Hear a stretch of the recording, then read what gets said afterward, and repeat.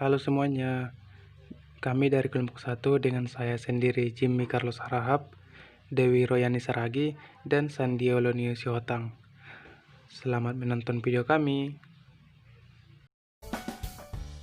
Keterampilan berbahasa adalah kemampuan seseorang dalam memanfaatkan aspek-aspek berbahasa untuk tujuan berkomunikasi. Banyak manfaat yang diperoleh dalam memahami keterampilan berbahasa.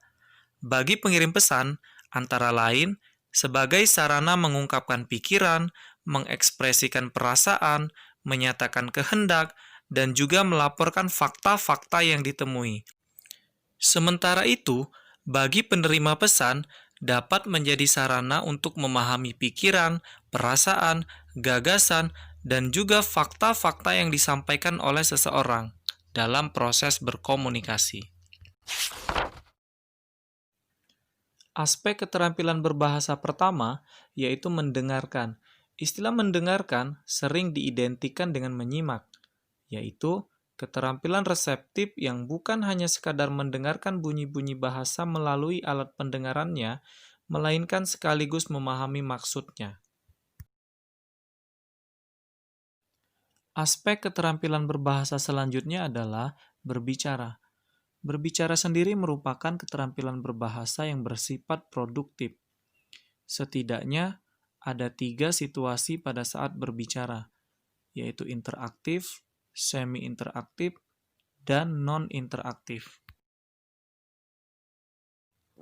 Contoh situasi berbicara interaktif yaitu percakapan yang dilakukan secara langsung tatap muka oleh 2 orang atau lebih. Sedangkan contoh situasi berbicara semi-interaktif itu pada saat seseorang sedang berpidato, berceramah, ataupun berkhutbah.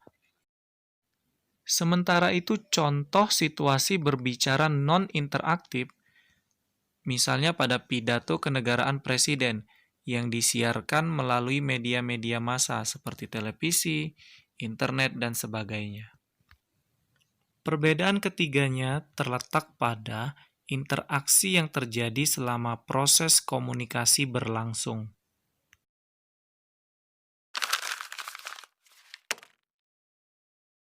Aspek keterampilan berbahasa selanjutnya adalah membaca. Membaca adalah keterampilan yang bersifat reseptif. Aktivitas membaca umumnya dikembangkan secara tersendiri. Namun, pada masyarakat yang memiliki tradisi literasi yang sudah berkembang, seringkali keterampilan membaca dikembangkan terintegrasi dengan keterampilan berbahasa lainnya. Ada 2 klasifikasi membaca, yaitu membaca permulaan dan membaca lanjutan. Pada membaca permulaan, penekanan yang dilakukan adalah agar peserta didik dapat memahami simbol-simbol bahasa. Sedangkan pada membaca lanjutan, penekanan dilakukan pada aktivitas memaknai sebuah wacana.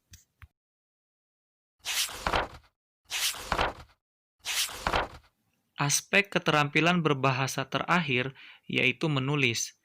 Keterampilan menulis menduduki hierarki paling rumit dan kompleks di antara keterampilan lainnya.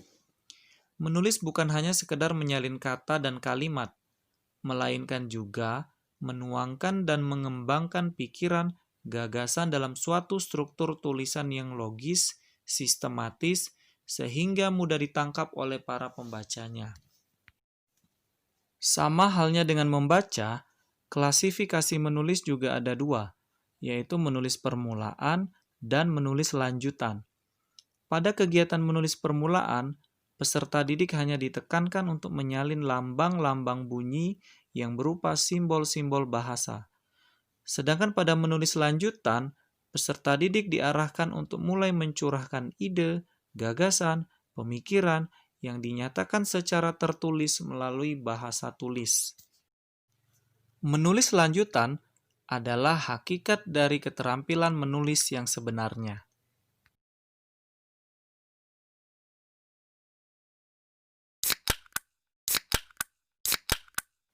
Dari uraian-uraian sebelumnya, dapat kita simpulkan aspek-aspek keterampilan berbahasa, seperti yang terlihat pada diagram berikut.